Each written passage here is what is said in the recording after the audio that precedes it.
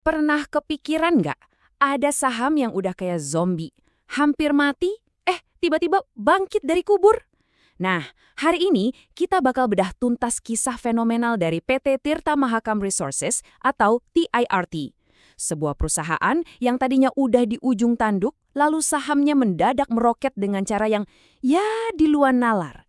Yuk, kita cari tahu ada apa sebenarnya di balik semua ini. Coba deh lihat angka ini, 2.172%.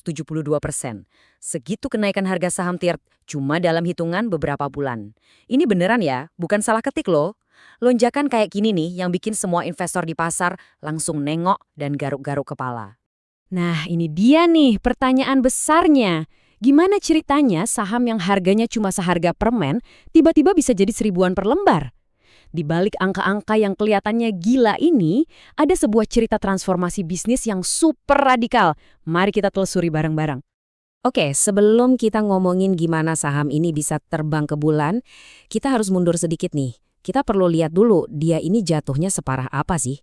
Kita mesti paham dulu masa lalu TIRT yang penuh lika-liku. Jadi TIRT ini bukan pemain baru ya. Mereka ini udah ada dari tahun 81, pemain lama di industri perkayuan. Bisnis utamanya yaitu kayu lapis atau plywood, sebuah industri yang dulu pernah jadi primadona, tapi seiring berjalannya waktu, prospeknya ya jujur aja udah mulai redup. Dan kondisinya makin parah kan? Kena hantam pandemi di 2020, produksinya stop total. Puncaknya, di awal 2025, Bursa Efek Indonesia sampai harus mensuspensi sahamnya karena perusahaannya bener-bener diam, nggak ada kegiatan sama sekali. Di momen itulah manajemen akhirnya ngibarin bendera putih. Bisnis kayu lapis ini udah selesai, game over. Nah, justru pas lagi di dasar-dasarnya inilah, lahir sebuah keputusan gila. Satu manuver bisnis yang bener-bener nekat, dan ini jadi titik baliknya. Disinilah ceritanya jadi menarik. Kedengarannya simpel ya, tapi ini dampaknya gila-gilaan. TIRT memutuskan buat tinggalin bisnis kayu yang udah puluhan tahun mereka tekuni, terus banting setir 180 derajat ke sektor logistik. Spesifiknya, jasa angkutan laut buat komoditas. Jelas, ini bukan cuma ganti papan nama doang ya.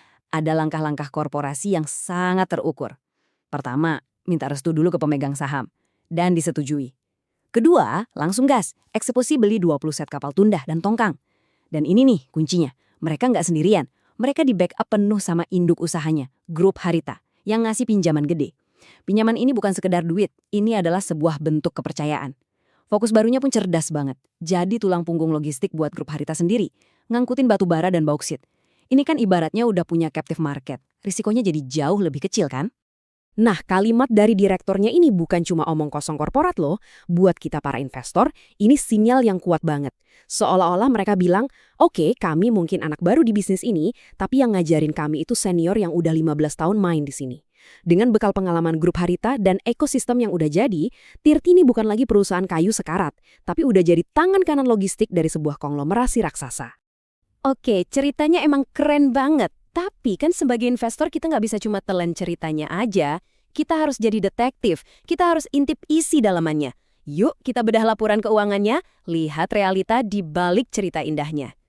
Dan ini poin yang penting banget buat dicatat. Ganti bisnis itu nggak kayak sulap, nggak bisa langsung simsalabim semua masalah lama hilang. Bayangin aja, ini kayak mobil yang mesinnya udah diganti pakai mesin Ferrari, tapi bodinya, wah, masih ringsek parah bekas tabrakan hebat di masa lalu. Dan ringseknya itu, ya ini dia angkanya. Ekuitas negatif minus 708,8 miliar rupiah. Gampangnya, total utang perusahaan ini jauh lebih gede dari total hartanya. Buat investor manapun, lihat angka kayak gini, itu udah lampu merah. Sirene bunyi semua. Tapi tunggu dulu. Penting buat kita pahami konteksnya. Angka horor tadi itu bukan dari bisnis barunya loh. Ini tuh dosa warisan.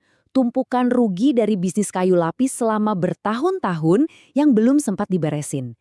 Inilah beban masa lalunya. Nah, tapi di tengah laporan keuangan yang masih berdarah-darah itu, ada satu titik terang kecil. Ini adalah laba bersih yang mereka dapat di bulan Oktober 2025. Angkanya emang receh kelihatannya, tapi ini penting banget. Ini bukti pertama kalau mesin barunya itu nyala. Dan bukan cuma nyala, tapi udah bisa ngasilin duit. Jadi, coba kita rangkai ya potongan-potongan puzzle yang bagus ini. operasi barunya jalan, bulan pertama langsung untung. Lebih keren lagi, 20 kapalnya itu udah kepake semua, artinya permintaannya kencang. Bahkan, semua pendapatan di tahun 2025 yang 13,7 miliar itu, semuanya datang dari 3 bulan terakhir. Coba bayangin, itu baru 3 bulan. Gimana kalau setahun penuh? Akselerasinya kenceng banget kan?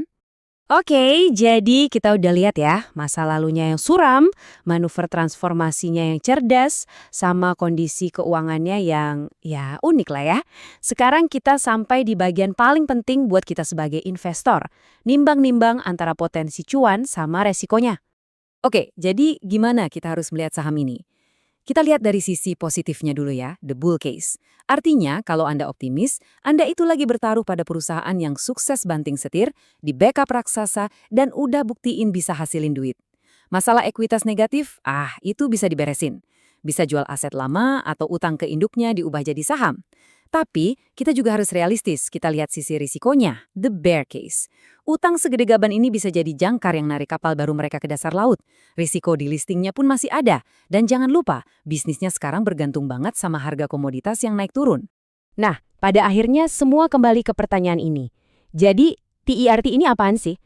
Apakah ini beneran the next big turnaround story? Sebuah berlian yang kita temukan di lumpur?